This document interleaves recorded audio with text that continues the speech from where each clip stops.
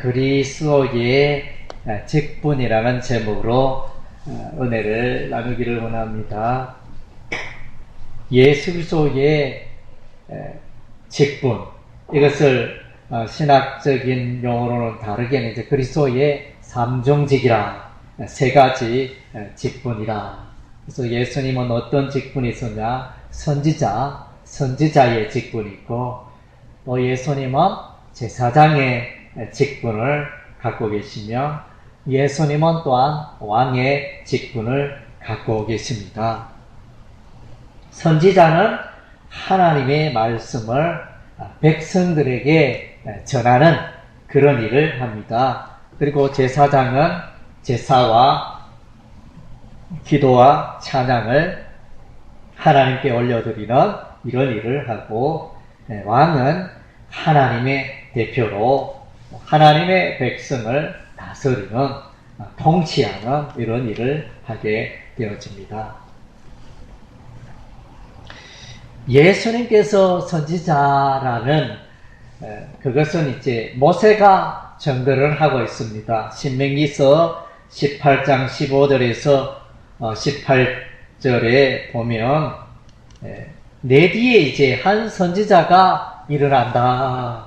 너희는 그 선지자의 말을 들을지니라. 이렇게 모세가 예언을 했는데, 그 예언의 말씀을 이제 사도 베드로가 다시 오순절날 설교하면서 그 내용을 인용을 합니다. 사도행전 3장 22절 23절에 모세가 말하되 주 하나님이 너희를 위하여 너희 형제 가운데서 나와 같은 선지자 하나를 세울 것이니 너희가 무엇이든지 그 모든 말씀을 들을 것이라. 누구든지 그 선지자의 말을 듣지 않은 자는 백성 중에서 멸망받으리라 하였고, 그래서 사도 베드로가 오순절날 예수 그리스도에 관하여 증거하면서 신명기서에서 모세가 예언하였던 그 말씀을 인용하여 예수 그리스도는 선지자였다, 그것을 증거하고 있습니다. 그리고 이제 요한복음 1장 17절 말씀에 보면 율법은 모세로 말미암아 주신 것이요, 모세는 선지자, 하나님의 선지자 모세로 말미암아 율법이었고, 은혜와 진리는 예수 그리스도로 말미암아 왔다. 그래서 여기서 이제 예수 그리스도는 선지자의 역할을 하고 있습니다. 은혜와 진리를 백성들에게 전달하는 이런 일을 예수님이 하십니다. 그리고 이제 예수님이 오셔서 주로 하시는 일은 이제 복음을 전하여 죄인들을 일깨우는, 천국을 말씀하시고 죄를 말씀하시고 천국을 말씀하시고 영생을 말씀하시고, 이것이 이제 예수님이 주로 하신 일이었습니다. 누가복음 5장 32절에 내가 의인을 부르러 온 것이 아니요 죄인을 불러 회개시키러 왔다. 또 마가복음 1장 38절에 우리가 다른 가까운 마을들로 가자 거기서도 전도하리니 내가 이를 위하여 왔다. 전도, 하나님의 복음을 전하기 위해서 예수님 오셨다 그랬습니다. 누가복음 4장 43절에도 예수께서 이르시되 내가 다른 동네에서도 하나님 나라의 복음을 전하여야 하리니 나는 이 일로 보내심을 입었노라. 예수님 이 땅에 오셔서 하신 대표적인 일 가운데 하나가 이 땅에 오셔서 복음을, 하나님 나라의 복음, 천국 복음을 열심히 증거하셨습니다. 그리고 이제 이 천국 복음을 계속적으로 이렇게 전파하기 위하여 12명의 제자를 세웁니다. 12명의 제자들이 이제 예수님이 하시던 복음 전파의 사역을 이 12명의 제자가 계속하게 되어지고, 12명의 제자가 복음을 전파하던 일을 이제 교회가, 신약 교회가 받들어서 이제 복음 전파의 일을 하고 있는 것입니다.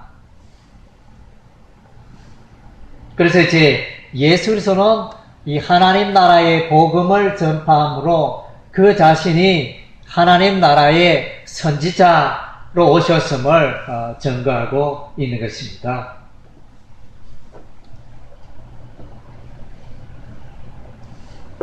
두 번째로 예수님의 직분은 제사장 직분입니다.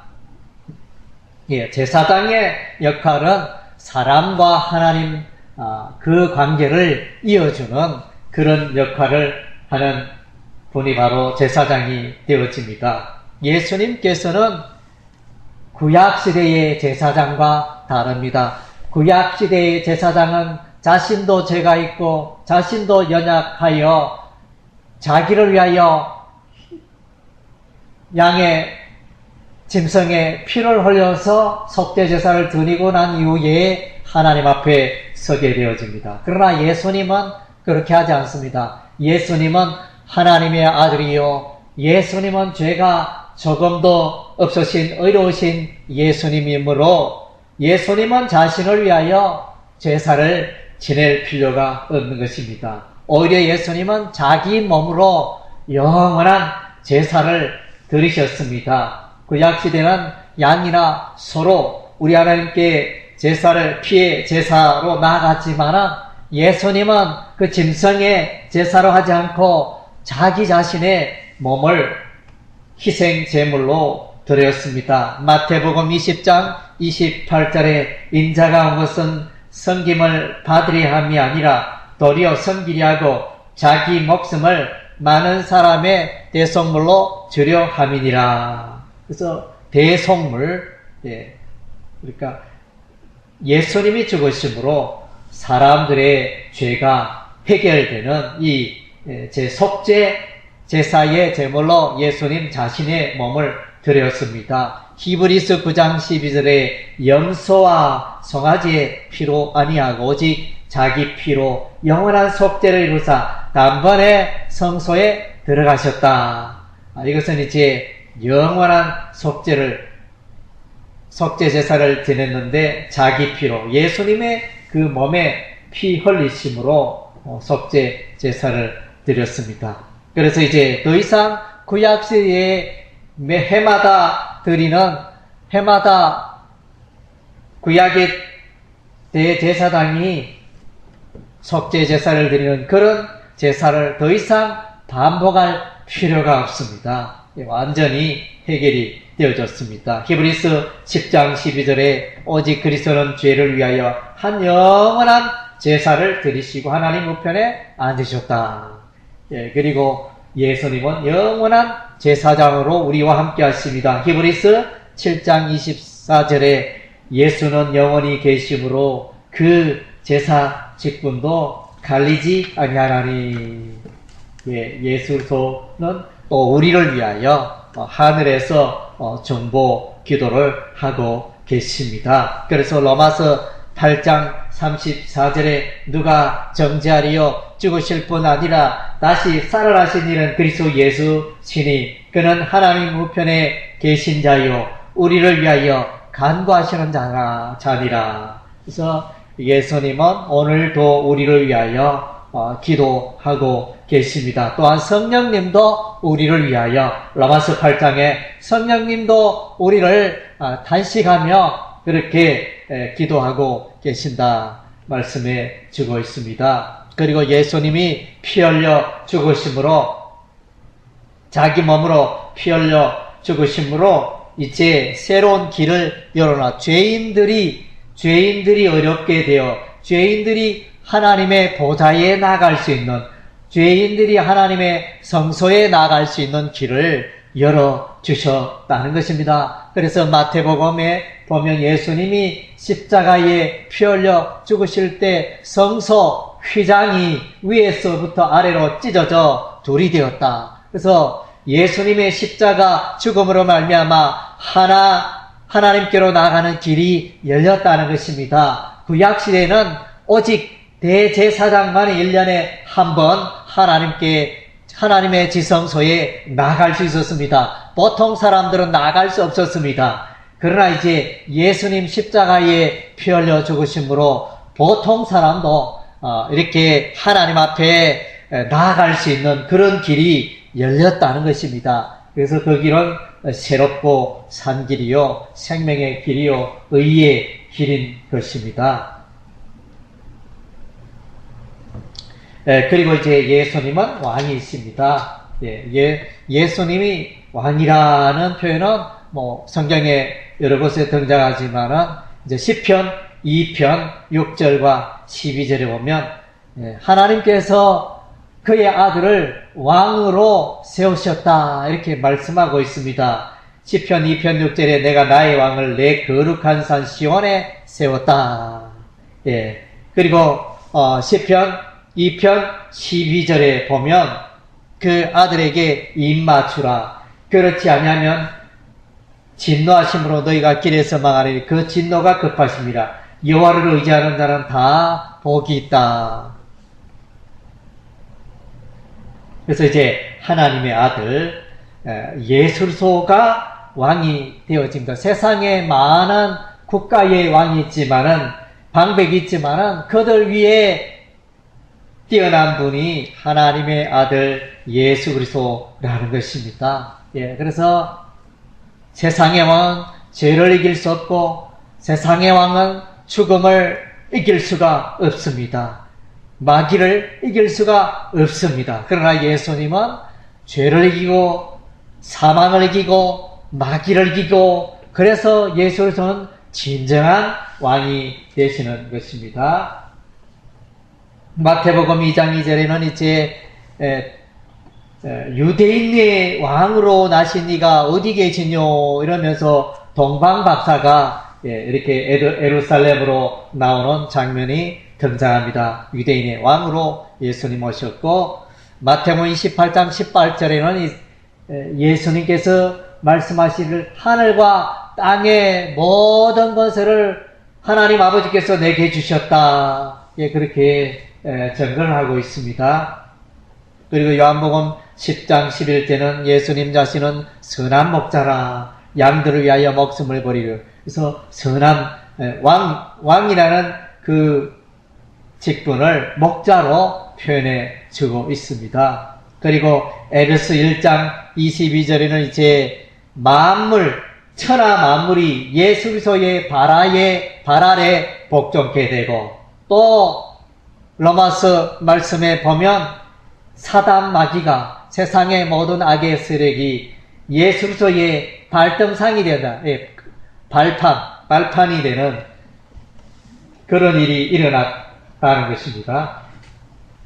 그래서 예수 그리스도는 진정한 왕이십니다. 그리고 예수님은 교회의 머리가 되십니다. 교회의 어뜸이 되시고 그리고 예수 그리스도가 왕이 되심을 보여주는 사건은 부활의 사건입니다. 죽음을 이기고 살아나심으로 예수 그리스도는 진정한 왕이 되시고 또 부활 성천하셔서 하나님 보좌 우편에 앉으시는 것입니다. 누가복음 9장 22절에 가라사대 인자가 많은 고난을 받고 장로들과 대제사장들과 서기관들에게 버림받아 죽임을 당하고 제3일에 살아나야 하리라. 그래서 예수 그리스도의 왕되심은 그가 죽음을 이기고 살아나심으로 진정한 왕이 되셨습니다. 마태복음 25장 31절 32절에는 이제 재림하실 때 하나님 보좌 우편에 앉아 계셨던 예수님이 진정한 왕으로 오셔서 모든 국가 민족을 다스리고 심판하는 그런 왕으로 오십니다.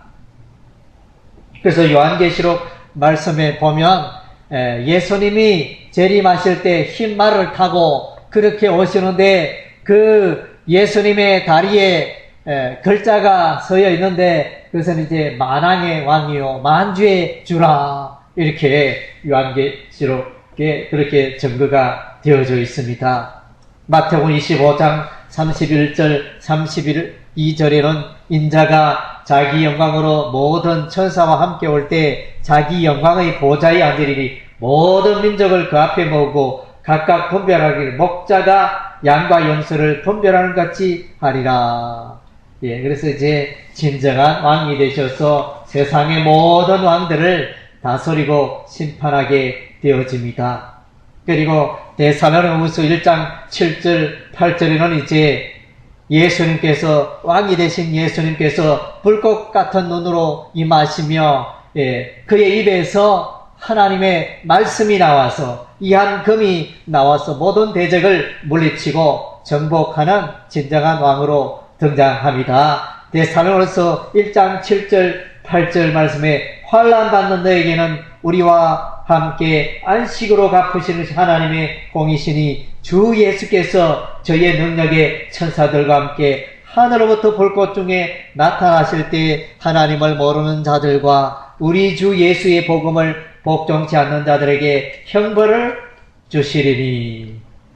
그래서 이제 베드로는 이제 예수 그리스도에 대해서 주는 그리스도시요 살아계신 하나님의 아들입니다. 이것은 이제 예수 그리스도가 진정한 왕이심을 고백하는 내용이 되어집니다. 마태복음 16장 16절이 있죠.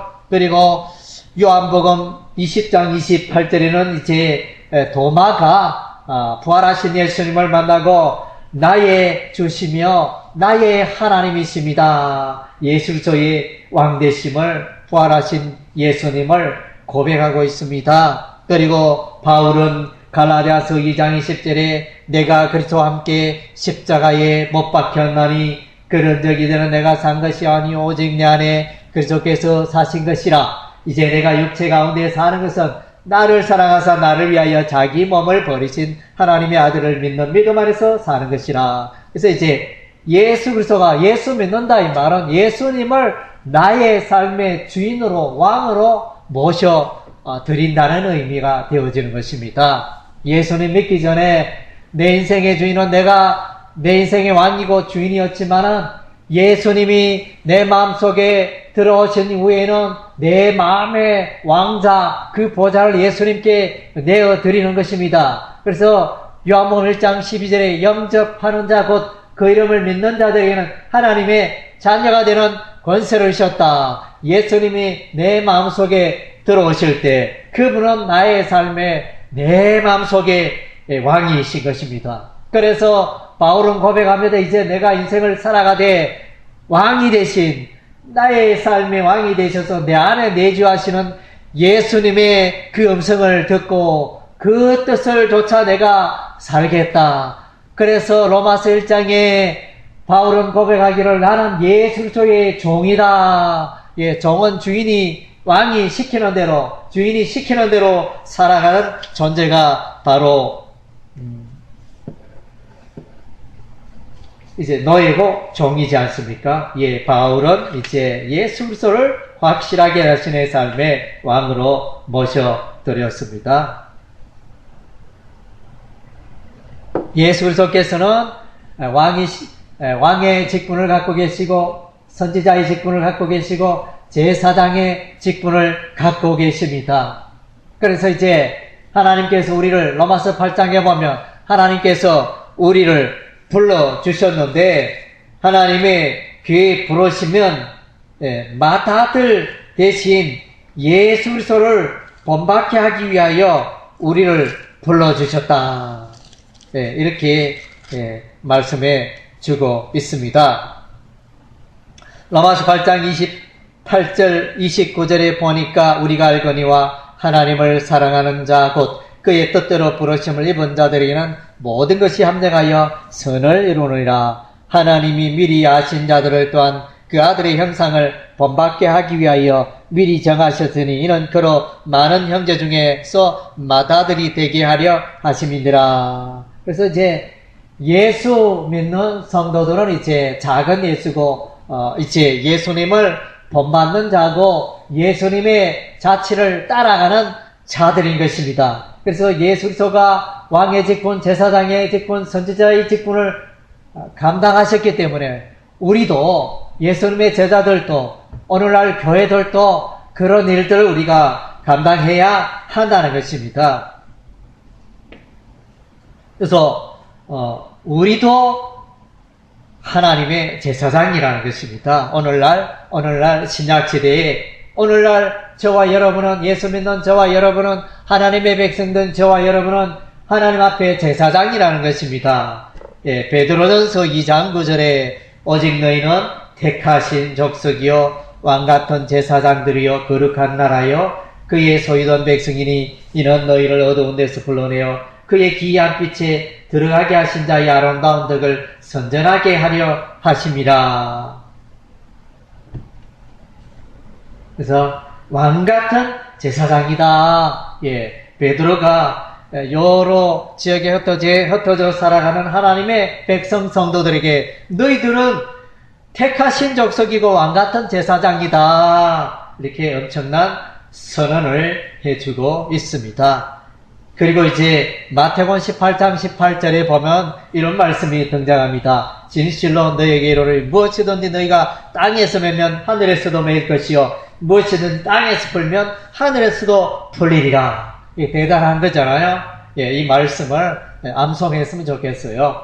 저도 이제 이 말씀을 뭐 이렇게 알고는 있었지만은 이렇게 분명하게 제 마음속에 이렇게 다가온 데는 이제 비록 최근의 일인 것 같습니다. 예, 최근에 이 말씀이 참 놀라운 말씀이다. 예, 그래서 너희가 땅에서 매면 하늘에서도 매이고 땅에서 풀면 하늘에서 풀리리라. 그래서 우리가 하는 대로 일이 이루어진다는 거 이거 엄청나지 않습니까? 네. 그래서 이것은 이제 여기서 우리는 제사장의 직분이니까 그렇다면 기도로 표현해 줄 수 있습니다. 우리가 기도하면 하나님이 기도의 응답해 주신다는 것입니다. 마태복음 21장 22절에 너희가 기도할 때 무엇이든지 믿고 구하는 것은 다 받으리라. 예, 믿고 구하는 것은 우리가 땅에서 기도하면 하나님께서 우리의 기도를 응답해 주신다.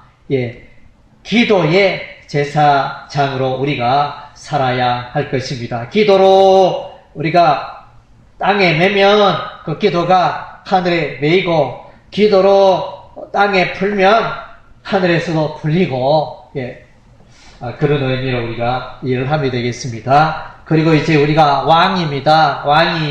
왕 같은 제사장이라 표현을 하고 있는데 창세기 1장 28절에는 하나님께서 아담과 하와를 지으시고 왕 같은 권세를 주셨습니다. 하나님이 그들에게 복을 주시며 그들에게 있을 생육하고 번성하여 땅에 충만하라. 땅을 정복하라. 바다의 고기와 공중의 새와 땅에 움직이는 모든 생물을 다스리라. 통치하라. 이게 왕의 권세인데 이런 것들을 우리에게 주셨습니다. 그리고 예수님께서는 제자들에게 왕적 권세를 주십니다. 예수님이 왕의 권세를 가지고 병든 자를 고치시고 죽은 자를 살리시고 나병 환자를 깨끗게 하시고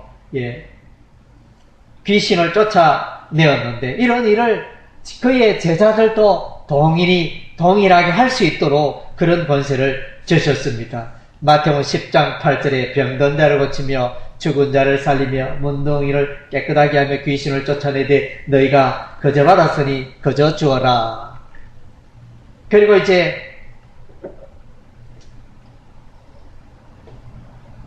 마태복음 16장 9절에 내가 천국 열쇠를 주리니 천국 문을 여는 그 열쇠를 주겠는 내가 땅에서 무엇이든지 매면 하늘에서도 맬 것이요 내가 땅에서 무엇이든지 풀면 하늘에서도 풀리리라. 이제 왕의 권세를 말합니다. 왕이 말하면 여봐라 저놈을 감옥에 쳐넣어라 이러면 이제 왕이 말한 대로 이루어집니다. 그래서 왕이 말하면 곧 그게 법이 되어지는데 그런 것처럼 엄청난 권세 또 주시고 천국의 열쇠 하늘문을 열고 닫을 수 있는 그런 권세를 왕적 권세를 우리에게 주셨습니다. 마태복음 19장 28절에 보면 예수께서 가라사대 내가 진실로 너희에게는 세상이 새롭게 되어 인자가 자기 영광의 보좌에 앉을 때 나를 쫓는 너희도 12 보좌에 앉아 이스라엘 12지파를 심판하리라. 그래서 예수님이 땅을 모든 만물을 통치했듯이 이제 예수 믿고 하나님 백성된 성도들도 그의 제자들도 12보좌에 앉아 이스라엘 12지파를 심판하게 되리라 말씀하셨습니다. 요한계시록 22장 5절에 보면 다시 밤이 없겠고 등불과 햇빛이 쓸데없으니 이는 주 하나님이 저에게 비치심이라 저희가 세세토록 왕노릇하리라. 왕적 권세를 성도들에게 주고 있습니다. 그리고 이제 성도들은 선지자의 역할을 감당합니다.